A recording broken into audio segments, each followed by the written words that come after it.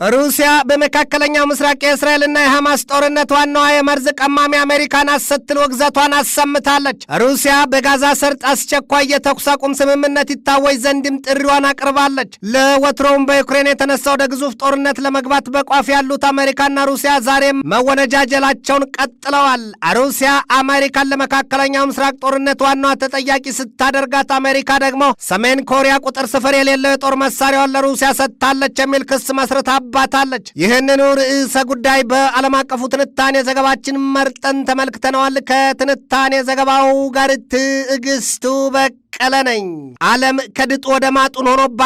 ጉዞዋ የእንሽርት ማለት ነው። በየትኛውም ክፍሏ ሰላም አለው ብሎ ለመናገር የማይቻልባት ዓለም፣ በተለይ ግን እንደ ምስራቅ አውሮፓው ባልካን ቀጠናው የእሳት ዶፍ የሚዘንብበት፣ አሁን ደግሞ ከተወለደ 10 ቀናትን እንዳስቆጠረው የመካከለኛው ምስራቅ ክፉ የጥፋት መንፈስ ወዲያ ማዶ ሊፈርጥ እስካሞጠሞጠው የእስያ ቀጠናው የቻይናና የታይዋን ደሴት እንዲሁም የኮሪያ ልሳነ ምድር የሰሜን ኮሪያና የአሜሪካ የጦርነት ዝግጅት፣ ይሄ ሁሉ ድግሱ ዓለምን ሰራ አካላቷን ሊያወድመው የተዘጋጀላት የእሳት አረንቋ ነው። አሁን ያላቻ ጋብቻን የሆነው በሩሲያና በዩክሬን መካከል ያለው ወዲህም 20ኛ ወሩን የያዘው ግዙፍ ጦርነት በህዝብ ማገዶነት የሚቆሰቆስ የሰደድ እሳትን ሆኗል።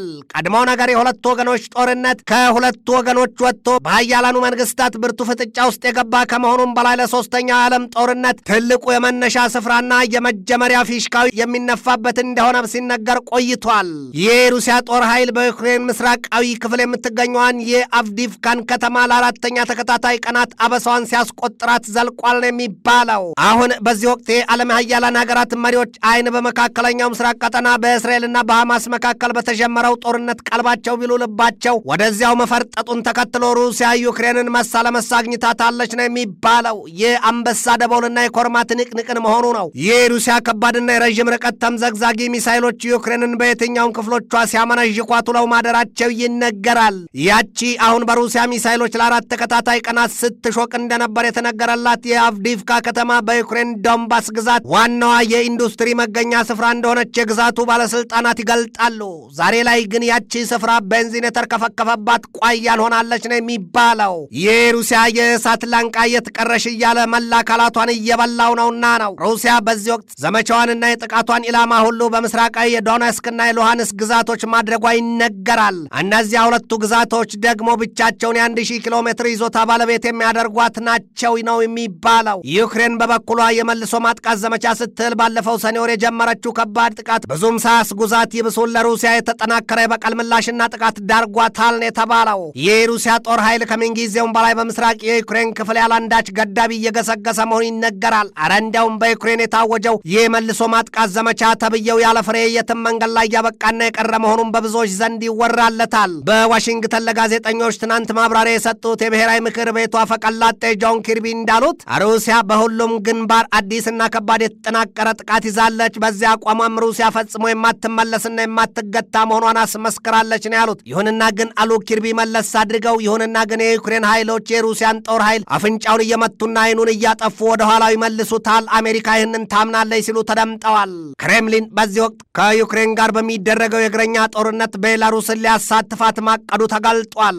ሩሲያ በዚህ ወቅት በዩክሬን ግዙፍና መጠነ ሰፊ የእግረኛ ጦሯን በዩክሬን ለማስገባት እቅድ እንዳላት ይነገራል። በዚያ እቅዷ ታዲያ የቤላሩስን እግረኛ ሰራዊት ለማስገባት ብዙ ርቀት መጓዟም ይገለጣል። ትናንት በወጣ መረጃ ሩሲያ ቤላሩስን አስቆጥታ በዩክሬን ላይ የማስፈር ስሌቷ በፖላንድና ቤላሩስ አዋሳኝ ስፍራ የሚገኘውን የቤላሩስን የነዳጅ ማከማቻ በእሳት ልታጋየው አቅዳለች ነው የተባለው። ሩሲያ በእርግጥ ያንን ታደርገዋለች ወይ የሚለው ጥያቄ ሌላ ቢሆንም ቤላሩስን ግን በዚያ መልኩ ከፖላንድና ከዩክሬን ጋር ፊት ለፊት ልታዋጋቸው መርዝ በጥብጣለች ነው የሚባለው። በዚህ ስልት ደግሞ በሩሲያ የፌዴራል የጸጥታ አገልግሎትና በቤላሩስ የጸጥታ ኮሚቴ መካከል ከስምምነት ላይ መደረሱም ነው የተሰማው። ከዚያ በኋላ ዩክሬንን የሚሆን ፖላንድን አጣጥመውና አመካኝተው ይቆረጥሟቸዋል ነው የተባለው። ሩሲያና ቤላሩስ ሩሲያ አጋር አባሮቿን እያስተባበረች በዩክሬን ጦርነቷን ማፋፋሟን ቀጥላለች። የሩሲያው ፕሬዚደንት ቭላዲሚር ቭላዲሚሮቪች ፑቲን ነገ ማክሰኞና ረቡዕ የሚካሄደውን የቻይናውን የቤልት ኤንድ ሮድ ኢኒሼቲቭ ፎረም ለመሳተፍ ወደዚያው መጓዛቸው ሲገለጥ ለፑቲንና ለቻይናው ፕሬዚደንት ሺ ጂንፒንግ ምርጥ አጋጣሚ ይፈጥራል በሚባለው በዚያ ፎረም ላይ ታዲያ ፑቲንና ሺ ገደብ አልባ ሲሉ የተስማሙበትን ስምምነታቸውን ቀጣይ አቅጣጫ ወዴት እናድርገው ሲሉ ደማቅ ውይይትና ውሳኔ ያደርጉበታል ተብሎም ይጠበቃል። ዩክሬን በበኩሏ ሰሞኑን ባወጣችው ሪፖርቷ ሩሲያውያን በምድር እያለቁ ነው ስትል አስታውቃለች። የሩሲያና የአሜሪካ መንግስታት ዛሬም እየተካሰሱና እየተዛዛቱ ነው። የሩሲያ መንግስት አሁን በወቅታዊነት በመካከለኛው ምስራቅ ቀጠና ሐማስና እስራኤል ለገቡበት ከባድ ጦርነት አሜሪካ በመካከለኛው ምስራቅ የምትከተለው ፖሊሲ የወለደው ነው በሚል በአሜሪካ ላይ ውግዘትና ማስጠንቀቂያውን አውርዶባታል። አሜሪካ በበኩሏ ገና በእስራኤልና በሐማስ መካከል የመጀመሪያዋ ጥይት ሳትተኮስ አልነበረም ወይ የሐማስ መሪዎች ወደ ሩሲያ እየተመላለሱ ከፑቲንና ከሌሎቹ ባለስልጣናት ጋር ሲመክሩ የሰነበቱት ይላሉ። ለዚያም የሞስኮው እጅ ከእስራኤሉ የሐማስ ጥቃት በስተጀርባ ስለመኖሩ አንጠራጠርም ሲሉ ይገልጣሉ። የሩሲያው ምክትል የውጭ ጉዳይ ሚኒስትር ሰርጌይ ሪያፍኮቭ ይናገራሉ። ለአሁኑ የሐማስና የእስራኤል ጦርነት ዋናዋ መንስኤም ተጠያቂም ራሷ አሜሪካ ናት ሲሉ አውግዘዋታል። የአሜሪካው ፕሬዚደንት ጆ ባይደን በሰጡት ማብራሪያ መንግስቴ የእስራኤል ጸጥታና ሰላም ይጠበቅ ዘንድ የመከላከያ ዘርፏም ጠንካራ ይሆን ዘንድ የሚገድበው አንዳች ነገር የለም፣ ሁሉንም ይሰጣል ማለታቸው አይዘነጋም። የሩሲያ ባለስልጣናት እንደሚናገሩት አሁን በእስራኤልና በሐማስ መካከል የፈነዳው ከባድ ጦርነት አንድ ጊዜ ያባል ሆነ ነበር። ከዚህ በኋላ ግን ድፍን የመካከለኛው ምስራቅ ቀጠና መታመሱና የቁም ስቅሉን ማየቱ የሚቆም ቀርቶ የሚታሰብ አይደለም ሲሉ አርቀው ያሳያሉ። ሐማስ በበኩሉ ባወጣው መግለጫው ከ5000 በላይ ሮኬቶችን በእስራኤል ላይ ማስወንጨፉን በኩራት ይገልጣል። ምን ያደርጋል ጉዳዩ ለኃጥአን የመጣ ለጻድቃን ይተርፋልን ሆኖ እስራኤል በጦር አውሮፕላኖቿ እንደ ፊልም ስራ እየደጋገመች የፍልስጤማውያኑን ንጹሐን ፈጀቻቸው እንጂ። በጣም በርካታ ሀገራት እስራኤል በጋዛ ሰርጥ ሙሉ ጦርነት ከማወጅ እንድትቆጠብ ማሳሰባቸው ባይቀርም የሩሲያው ፕሬዚደንት ቭላዲሚር ቭላዲሚሮቪች ፑቲን የሰጡት ማስጠንቀቂያ ግን በእስራኤል ዘንድ ፑቲንን ከጠላትም በላይ ያስቆጠረ ሆኗል ነው የሚባለው። ፑቲን በማስጠንቀቂያቸው ያሉት እስራኤል እስካሁን በፍልስጤማውያኑ ላይ ያደረሰችው ጭፍጨፋ ከበቀል በላይ ነው። ከዚህ በኋላ ደግሞ የእግረኛ ኃይሏን አስገባለህ የምትል ከሆነ ነገርየው አለቀ በቃ፣ እባብ ግደል ከነብትሩ ገደል መሆኑን አውቃ ትግባበት ነው ያሉት። ለራሷ ለእስራኤል የሚከተልና የሚተርፍ አደጋ አለ ለማለት መሆኑ ነው። ፑቲን በማጠቃለያቸው ደም አፋሳሹን የበቀል ሰይፍ ወደ አፎቱ መክተት ብልህነት ነው ሲሉ አስጠንቅቀዋል። የሩሲያው ፕሬዚደንት ቭላዲሚር ቭላዲሚሮቪች ፑቲን በፍልስጤም ምድር ነጻ የሆነ የፍልስጤማን መንግስት መመስረት ዋና ከተማ የማግኘት መብት ቅድሚያ ሊኖር ይገባል ሲሉ ድጋፋቸውን ገልጠዋል።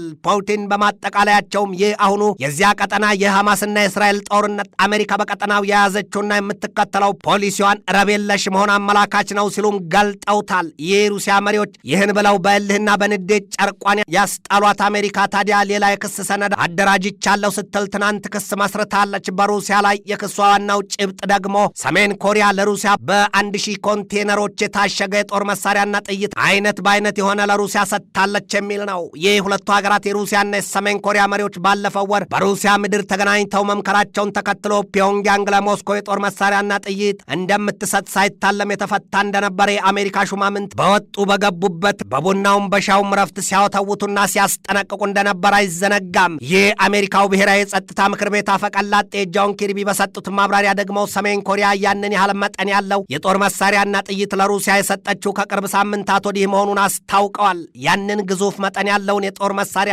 ጥይት የያዙት ኮንቴነሮች ወደ ሩሲያ የተላኩት ደግሞ ከባለፈው መስከረም 7 እስከ ጥቅምት 10 ባሉት ቀናት መሆኑም ነው አሜሪካ ሹማምንት የገለጡት። ሰሜን ኮሪያ ለወዳጇ ሀገር ሩሲያ የጦር መሳሪያና ጥይት የጫነችባቸውን እጅግ ግዙፍ የሆኑ 4 የዕቃ መጫኛ መርከቦች ሲሆኑ መርከቦቹ ከሰሜን ኮሪያ የናጂን ወደብ ተነስተው ወደ ሩሲያ መጓዛቸውን የአሜሪካ ባለስልጣናት ገልጠዋል። ይህ በእንዲህ እንዳለ በሩሲያና በእንግሊዝ መካከል ውጥረቱ መካረሩ ተገልጧል። የእንግሊዝ መንግስት በሩሲያ ወገን ተሰልፈው ዩክሬንን አልፎ በሌሎች የአፍሪካ ሀገራትም ጭምር ይዋጋሉ የሚባሉትን የዋግነር ኃይሎች በአሸባሪነት መፈረጁ ይታወቃል።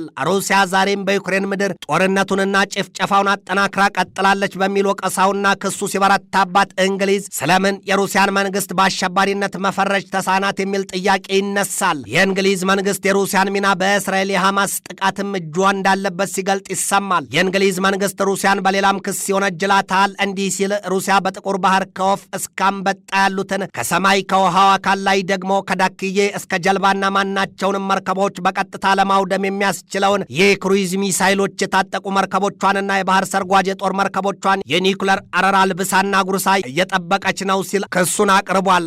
በወቅታዊነት የእሳቱ ላንቃ ሰማይን እየላሰ ያለው ይህ ሐማስና የእስራኤል ጦርነት ጨርሶ ያበቃ ዘንድ መደላድሉን ለማዘጋጀት ስትል ሩሲያ አስቸኳይ የተኩስ አቁም ጥሪ አቅርባለች። ሩሲያ ለተባበሩት መንግስታት ድርጅት የጸጥታው ምክር ቤት ያቀረበችው ንድፈ ሐሳብ አሁን እስራኤል በጋዛ ሰርጥ ንጹሐን ላይ እያደረሰች ያለውን ጥቃት የአሸባሪ ግብር ሲል የሚያወግዝ አንቀጽን የያዘ መሆኑም ታውቋል። በሌላም በኩል የቤቴ መቃጠል ለትኋን የበጃትን የሆነው የእስራኤልና የሐማስ ጦርነት እንደ ቻይናና ሩሲያ ምቾትን ቢሉ ለእቅዳቸው ስኬትን አጋጣሚ የፈጠረለት ማንም የለም ነው የሚባለው። ሁለቱ ሀገራት ይህንን ክፍተት ጊዜ ተጠቅመው አሜሪካ በገዛ ሸፍጧ ስትወጠር እነርሱ አዲስ የዓለም መተዳደሪያ ስርዓታቸውን በመላው ዓለም ለማስረጽ ይጠቀሙበታል ነው የተባለው። የሩሲያው ፕሬዚደንት ቭላዲሚር ቭላዲሚሮቪች ፑቲን ምንም እንኳን በዩክሬን ጦርነት እጃቸው ቢከብድም በሐማስና በእስራኤል መካከል ያለውን ጦርነት ለማሸማገልና ሰላም ይወርድ ዘንድ መሻቱም ብቃቱም እንዳላቸው አስታውቀዋል። ከዚያ ውጭ ግን አሉ ኮስታራው ሰው በትናንትናው መግለጫቸው፣ ከዚያ ውጭ ግን ይሄ የጋዛ ሰርጥን ሙሉ በሙሉ ለማስለቀቅና ለመያዝ የሚለው እቅድ ሳይከካ ተቦካን ነውና ያለማሰቡ ለማንም ይበጃል ሲሉ ነው ያስጠነቀቁት ፑቲን።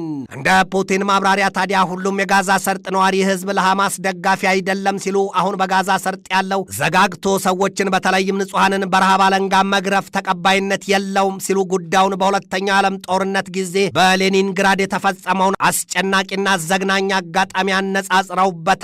እንኪያስ አሉ ፑቲን በማጠቃለያቸው፣ እንኪያስ ፍልስጤማውያን ነጻ ሀገር መስርተው ዋና ከተማቸውንም ምስራቅ ኢየሩሳሌምን አድርገው መኖር አለባቸው። ይሄ ደግሞ የማይቀርም የተደነገገም ነውና ጊዜ ከመግፋት ደም ከማፋሰስና ሕይወት ከመቅጠፍ ያለፈ ሌላ ትርጉም የለውም ሲሉ አብራርተዋል። ይህ እስራኤልና የሐማስ ጦርነት ዘመናትም ትውልዶችን ማንሽር ወይ አናስታርቅ ብለው ሁሌም ለቅሶና ዋይታ በጥይት አረር ተወልዶ በሞት መንገድ መጓዝ። ትንታኔ ዘገባውን ስናዘጋጅ በዋቢነት ማላይ ሜይልን፣ ዩፒአይን፣ ፓኪስታን ኦብዘርቨርን፣ ኪቭ ፖስትን፣ ዘካማ ፕሬስን፣ ኢንዲያ ቱዴይን፣ አሶሺየትድ ፕሬስን፣ ዋሽንግተን ኤግዛማይነርን፣ ቤንዚንጋን፣ አዣንስ ፍራንስ ፕሬስን፣ አይሪሽ ኢንዲፔንደንትን፣ ፎክስ ኒውስን፣ ዘ ዲፌንስ ኤክስፕረስን፣ ቮይስ ኦፍ አሜሪካን፣ ኬቢኤስ ወርልድን፣ ሪውተርስን፣ አልጀዚራን፣ ስካይ ኒውስን፣ ስትሬት ታይምስን፣ ኒውስ ማክስንና አኒ ኒውስን ተጠቅመናል።